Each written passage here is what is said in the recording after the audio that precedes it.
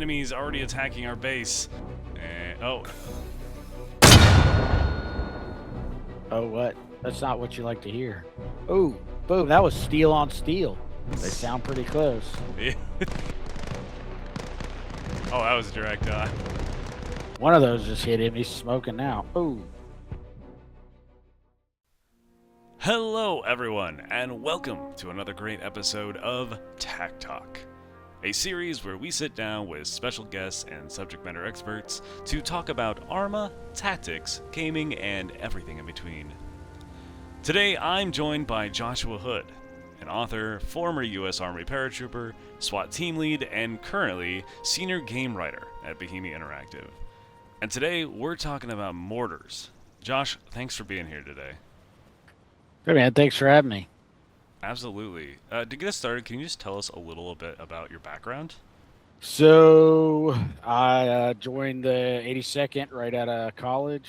Went to basic training in the infantry at Sand Hill and Fort Benning. Went to jump school.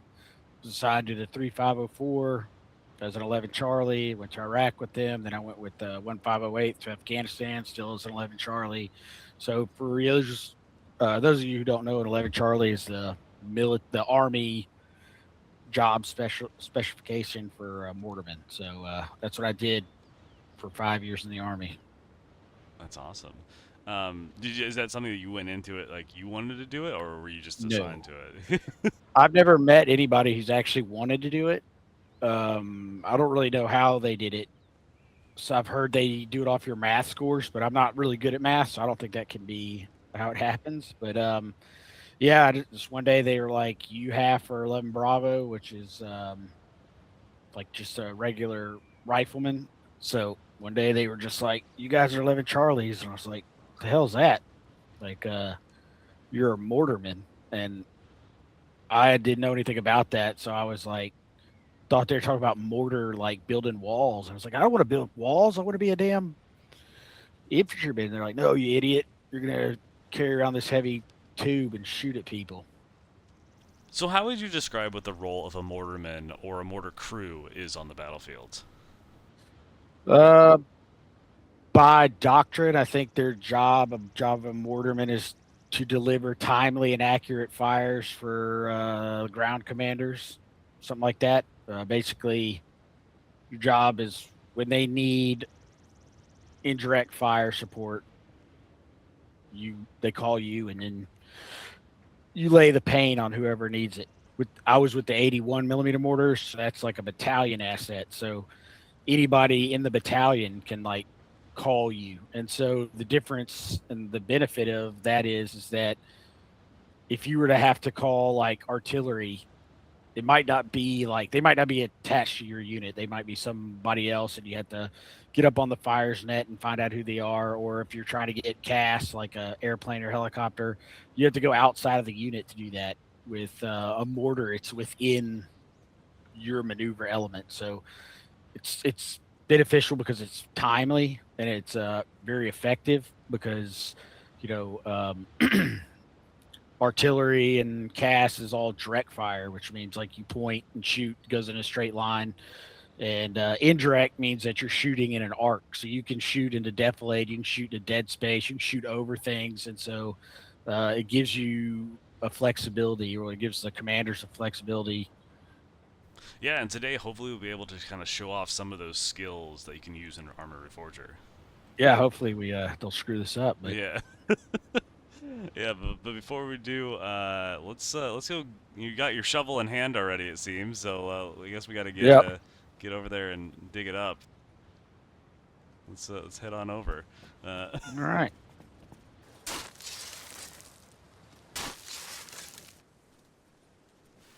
all right, we got our mortar pit all set up.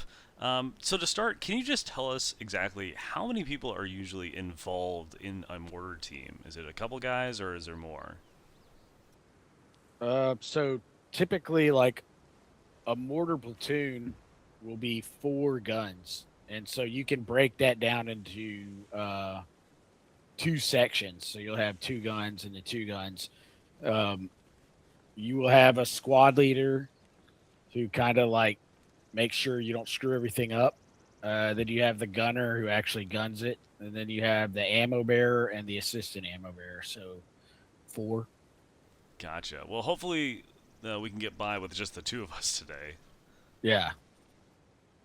Well, I mean, like, so what we're doing kind of today, like when you have an entire mortar platoon, you have like I guess the brains of that operation is the FDC, which is fire direction control, and so there'll be some senior guys that will be actually taking the fire mission from whoever's calling for fire.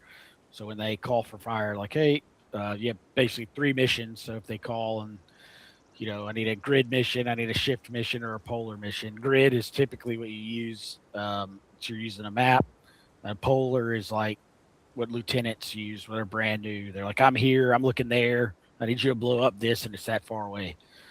And so they'll come in with their data, like I'm here, all that stuff, and then it'll go to FDC, and they use a computer now, but back in the day they used a plotting board, and it's like a board with a clear piece of plastic on top that spins around, and they would actually compute the data themselves, and then they send that data to the gun line. So what we're going to be doing is like all the jobs at once with just two people.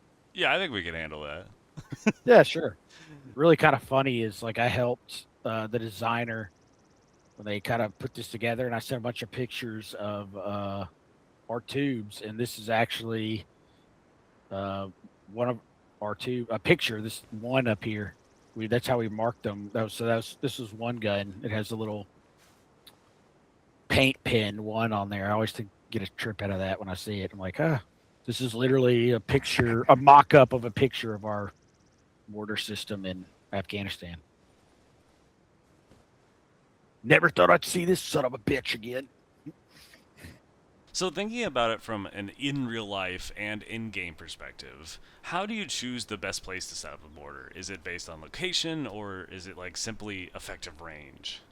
So, don't quote me exactly, but I believe the max effective range I think was like 7608, 7,000 meters, or it might have been 5,000. I don't remember. It's been like 30 years. So what your job is you have to be able to like whatever the objective is, you have to be able to support them going in, up to, and beyond the objective. So you have to find a mortar fire point that allows you in between that range, so you can cover them going in. You can hit the objective if they're like taking a village or a town or whatever, but you can also like shoot over it in case the enemy comes in. So typically in like um, Cold War doctrine, it was like you want to shoot from like defilade. You want to shoot like in a hole or like in low ground. You want to shoot behind a mountain, so you'd like basically shoot over it, because then they can't hear you or whatever. In Afghanistan, we did something totally different and against like doctrine. We would set up on the high ground, but yeah, that's typically what you would want to do. And so, we would set up mortar fire points like almost like hive sites. Like you would set the gun up, you would register it, and then you would take the gun out of action and then cover up the base plate, and everybody would have to stay hidden. Like we had camo nets over our Humvees and shit, and like everything would be hidden until they called us like for a fire mission. And we'd run out, set the gun up real quick, shoot, and then take it down. And so after a few times of shooting in the area, you'd break everything down and move because they were afraid of like counter fire and all that junk. And you said you like had to quickly set it up, but how quickly should it take to set up a mortar? Is it fairly fast or? You would have this. We'd have these field manual. I think it was a training manual. It'd have all these tasks that you had to do. So, and it would have the time. And so, like, there was something called a hip shot, and we did that a couple times in Afghanistan, where you're like driving down the road and someone's calling the radio, and they're like, "We need indirect or whatever." And as a battalion mortar, you're listening to like every radio frequency, like more or less. You're up on what's called the fires net, so you can hear everybody. So if you're close to where they are, we just stop the Humvee or whatever, and like you set up a mortar on the side of the road. So it's got to be like quick. The main difference, I guess, between this And a real setting up a gun is like we don't have aiming stakes, which you would have to run aiming stakes out there, and we don't have those because we're in Arma. You're basically what's called doing direct lay. Actually, in our last Tac Talk, we talked with King Alex about what it might look like and sound like firing and calling in mortars from in the field. But can you give us, from the perspective of your end of things as a mortarman, what does that sound like on the radio, and kind of what is the terminology that you might hear?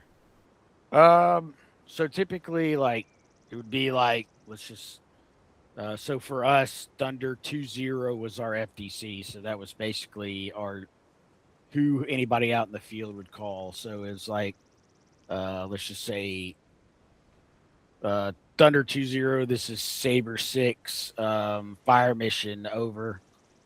No, they say just fire, whatever, like grid, shift, or polar. So they would usually, if it's brand new LT, they're going to be like just fire polar, and then you would see say like Roger, like send opco, like send your location, and so they would send their grid, like a 10-digit grid, and then you would read it back to them, and then they would give you distance and direction. If somebody knew what they were doing, they would call a grid to the target. They'd call out the grid. They'd say like what they're shooting at. We got 10 dudes in a trench line. Um, FTC would start putting all that information in, and then they would call like two gun. They'd be like, number two gun. I don't know if they call it fire mission, but they would say like deflection, whatever, elevation, whatever, charge, whatever, HE. We'd call it HE quick, which means like impact, and one round. And then they'd either say at my command, or I think they would say like something fire when ready. I don't remember, but so you put that data on the gun, you shoot, and then as soon as you shoot, the squad leader would say shot. FDC then will say whoever they're talking to, Saber 6, Thunder 20, shot out. Then Saber 6 is a shot out over. And when it's about to hit on the time of flight, they would call splash.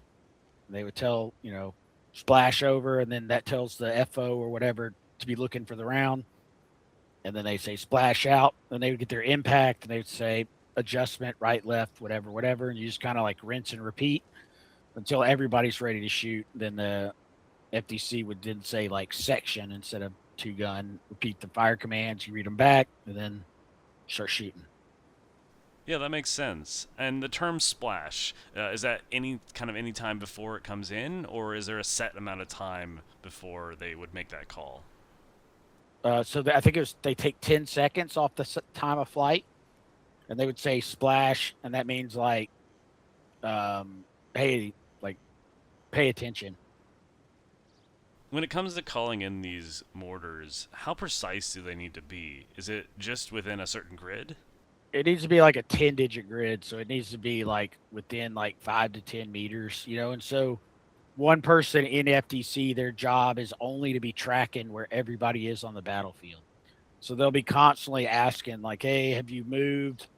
Hey, where are you? Like, what's your frontline trace? They'll be, call back to FOs. Hey, your last opco was this. Are you still there? And, the FOs and everybody, when they would move, the radio guy on their end, that's their job to always tell us, like, where they are. And so, but we would confirm it like before you'd shoot any fire mission. They would ask, "Where are you? Like, what's your grid?" They'd give it to them, and they would plot it out on the map and make sure like it was legit, because you don't want to shoot like directly over their heads in case the round's short. So you always want to try to shoot like where you're coming laterally. So if it's a short round, it'll hit to their right or left, and not be like, "Oh shit, you're shooting over our heads." And you were short and you just hit us. So, that's another thing FTC does, is like make sure the technical term is angle T, but it deals with the FO's direction to the target. Maybe OT, I think that was what it's called. So like if I'm looking at the target from right, I'm like looking at it, I'm shooting north, and this guy's like sitting, looking he's sitting on the west and he's looking east. Like his right is going to be his like left is going to be my up. right? So you got to know like his direction that he's calling in fire. And if it's, greater than I think 500 mils or whatever, you subtract all this mumbo jumbo that doesn't matter. But that's one thing I've noticed is like, people are like, why? I'm telling you, add 50 or drop 100, and it's going the other way. And it's like, yeah, because you're looking in the wrong direction. You got to tell them what direction you're looking to make sure you're like, oh yeah, well, our tube's pointed that way, so left is going to be left and right's going to be right. Yeah, the person calling it needs to know basically which direction the mortars are firing, so they can give that difference. Yeah. And so they'll usually give that like, they'll ask what's your GT line, and that's like what's your gun target line. So you briefly mentioned direct lay, or something that you as the mortar team can see. But is there any major distinctions or differences you need to make when it's something that you can see versus something indirectly out of your view? Uh, Not really. I mean, you just like you're using the same like kind of principles, but um typically like if you're direct laying on something, like shit's gone pretty bad. Because you're not just like you're the the good thing about a mortar is you have standoff, right? But if you're like, oh crap, this dude's running at me, let me try and hit him with this mortar, it's like it might be time to use a rifle. So once you've got everything kind of set up and you've got a target, how do you know that you're pointed in the right direction? Is it as simple as just pulling out your compass? Yeah, that's what I do is like, when I lay the gun in or whatever, like, because that's the most important thing you got to do when you're in Reforgers. You got to know where you are, right? Because it doesn't really help if you're like, I'm shooting at this thing and um, where am I? It's really hard to shoot accurate fires if you don't know where you're shooting from. Because the next thing you need to know is the distance and direction to your target. All right, so what are you going to shoot at? Maybe we'll do it that way.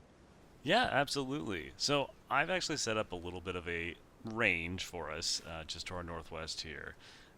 A couple stationary targets, one of them being a BTR. I kind of think I have another BRDM out there, but you can see that kind of out.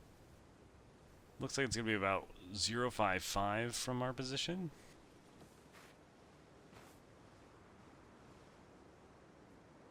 Obviously, this is a bit of very open, obvious location in the field, so hopefully we should be able to hit that. There we hope. So obviously for this we're lacking an FO to kind of call in the support, and we'll just pretend I'm your crew, so you direct me as you see fit, and we'll go ahead and practice on this stationary target. Yeah, so let's say like let's call it like what 65 degrees. Like typically we would use mils, but whatever. Yeah, which is the Eh, if someone's looking at the compass, it's that outer Yeah, ring. the Yeah, so big ring. So I'm seeing about 65. or 55. No, 55 degrees, 56. So it'd be like 1,000. So like what 550? Protractor that way. Yeah, about 550-ish. Like I said before, usually you'd have somebody calculating all this and calling in that support Yeah. So like lead person. we're not sitting here like, hey, what are you doing? Like I don't know, dude. It's about this. Yeah. Yeah, there's not a lot of it's about that in. Let me get the handy dandy ballistic manual. Yeah.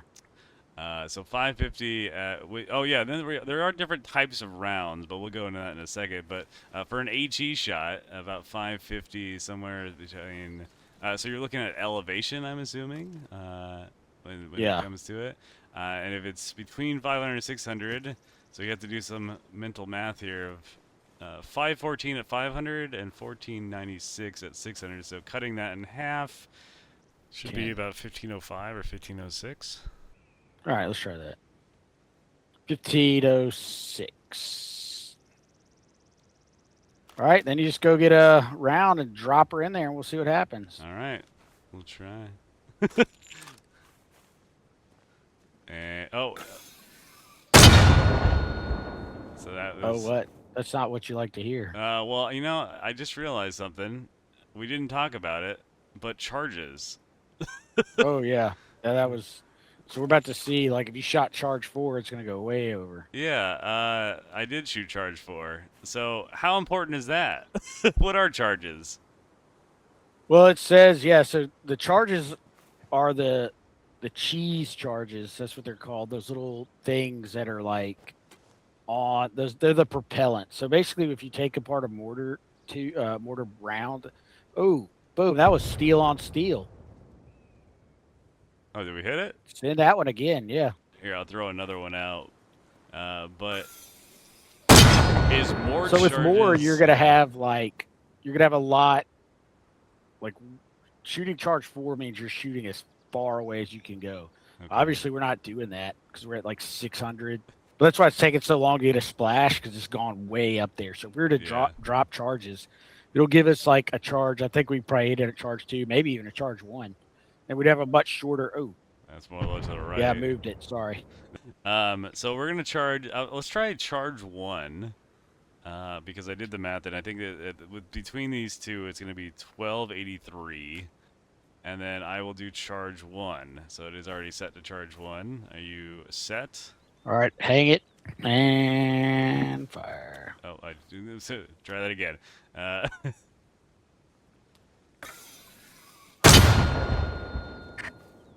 And let's see what she does. So we should have a much shorter time of flight.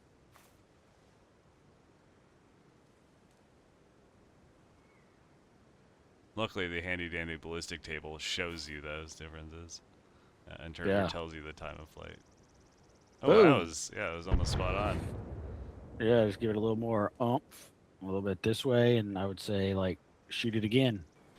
We haven't talked on it much, but there are different types of rounds in Reforger: HE, illumination, and smoke. Can you just kind of go over each one and their purposes?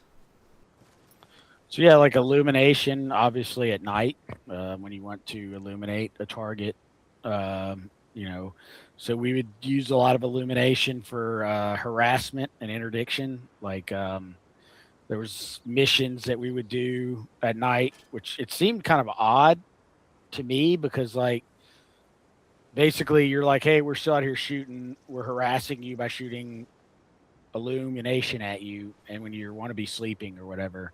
But then like I also want to be sleeping, and you'd have to wake up to shoot a round at like 2 o'clock in the morning or 3 rounds, and it's like, who are we harassing here, me or the enemy? White phosphorus um, technically is for screening, like creating a smoke, and then so you would use that, I guess, like to screen movement, but you have to shoot a lot of it, and then you use like HE for basically everything else. So, in a hypothetical situation where someone accidentally puts a round out that goes, wildly off, or by accidentally they fire, um, is there some sort of like call? Like, obviously, you're worried about the people Boom, in the boom. field, but what would happen? Uh, honestly, like it's a very, very controlled environment. Like even in combat, it's like everybody knows what they're doing, and it's like I've never been like every time I would shoot a mortar, it would like kind of scare the shit out of me because um there's just so many things that like could go wrong. So like as a squad leader, your job, you had to carry this book with you, and like you had to write down every shot, every like like so they'd be like on this day I shot this many. You'd have to have every single declination, elevation, declination, like all the data. And that's why they call it to you and you call it back to them. So that's always built in there because like you don't um it's like, how do you accidentally shoot a mortar, right? Yeah. You know what I mean? It's like, what are you doing over there? You're like, oh, I was just gonna send this. And you're like, no. So, realistically, how fast do mortarmen have to be able to put rounds out or even change targets? I mean, if you're not like, yeah, somewhere between like 10 seconds on a small deflection, maybe like, I mean, it better not be minutes. Yeah. All right, so we've covered a lot so far, but is there any other general advice that you would want to give someone who wants to do mortars and reforger that you think would be really beneficial for them? Hmm. If it was me and I had some dudes that I played with, I think that like you're only gonna get to see how versatile and useful a mortar is if you work with the same people and you each have like a job. right? That you guys know. It's kind of like when you go out with the squad. If you got a dude who's always a sniper, look at the helicopter guys. They're really great at it. That's like their craft, what they like to do, and they're awesome at it. And I think that like if you had a team that was with that same kind of dedication into using a mortar, um, you could like definitely change the battlefield.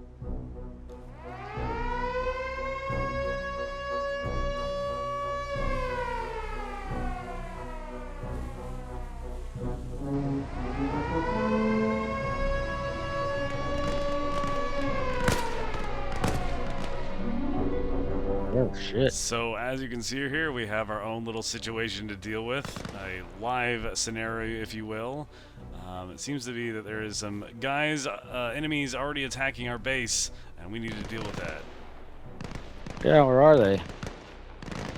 Out in the distance there is a few squads out in that tree line. I can just see it over the hill there. Yeah, give me a direction here. All right, let's see if I can put my skills to use. So we got to get the direction, the distance. So let's grab the distance. Looks about 080. I'm just gonna get rough guesstimate here on distance. They sound pretty close. Yeah. Those mortars, or those rockets definitely sound a lot closer. Looks like they're about 500 meters. Shit. Yeah, let's do charge 1 if we can for about 400. So about 1378 probably. All right. And what was our azimuth? I think let's just keep it on the same. I'm walking up with that tree line there, tree that I see. So all right, about 8. It was we're about at 81. Yeah, 81. All right, I dropped 2. Yep. Go ahead and do that. All right, dropping. There's 1. Grab the second. And sending another.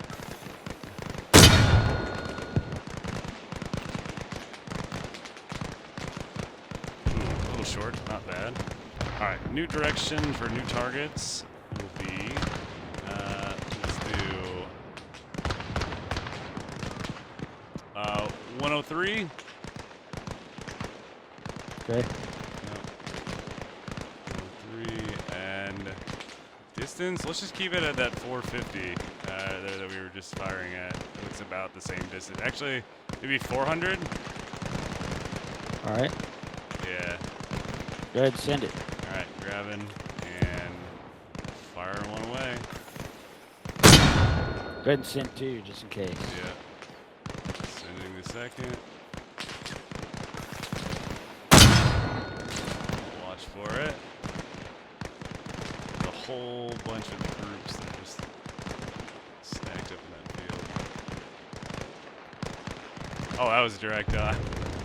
Got 1. Nice. And there was the second. All right, so we're slightly left.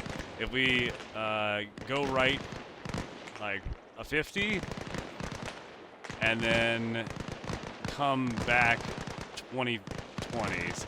All right. All right, Try it. we're dropping. Send 3 because I feel like we're gonna be perfect with this one. Yeah, you hope so. Hopefully I'm not too far off. Nah. I have complete faith.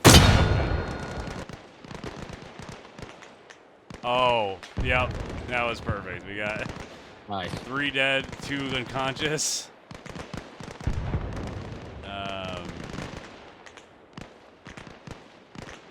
Yeah, that was a good hit. Good hits. Lots of they're throwing smokes down to get the wounded out of there. Nice.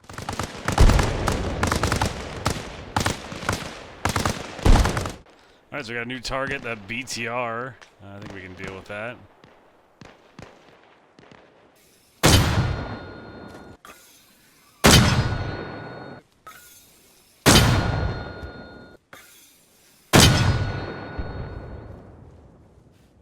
One of those just hit him. He's smoking now. Yeah. Ooh.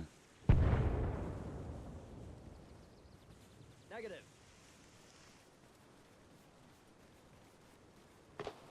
Oh, that was direct Ooh. on, yeah.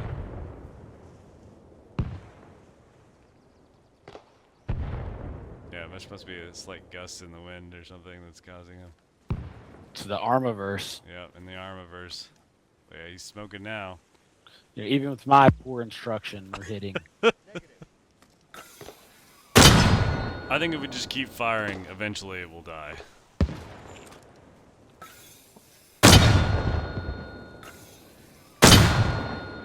Just keep dropping them. That's when in doubt, send them. Oh, that's left of it. I mean, if anything, we should just take out the tires.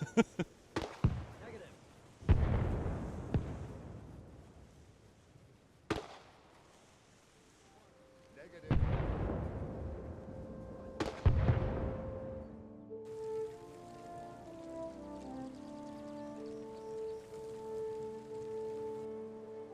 Well, I can officially say I think we defended the base here. But any last words to the community that you want to give before we go get some chow? No, I mean, I think that, you know, it's just an awesome community, awesome game.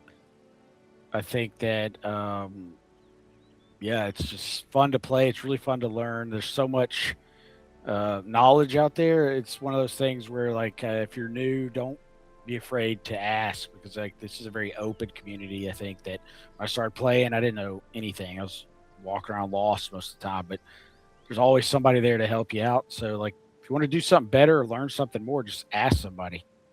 You know, it's just like, and you know, that goes the other way. Like, if you've been playing a while, like, don't be a dick. You know, like, help out some of these new guys so we can keep, like, you know, this game going and growing, because you never know, like, what somebody can bring to the game. I completely agree. I tell people all the time that, you know, with Arma, you don't know what you don't know. You're always learning something new every day, whether you're a new player or a veteran. So share that knowledge. Yeah, exactly. Well, thank you again, Josh, for joining me today and having a little chat about mortars. I know I learned something. And for everyone watching, let us know if you enjoyed this type of content. And until next time, we will see you on the battlefield. Yeah, peace out.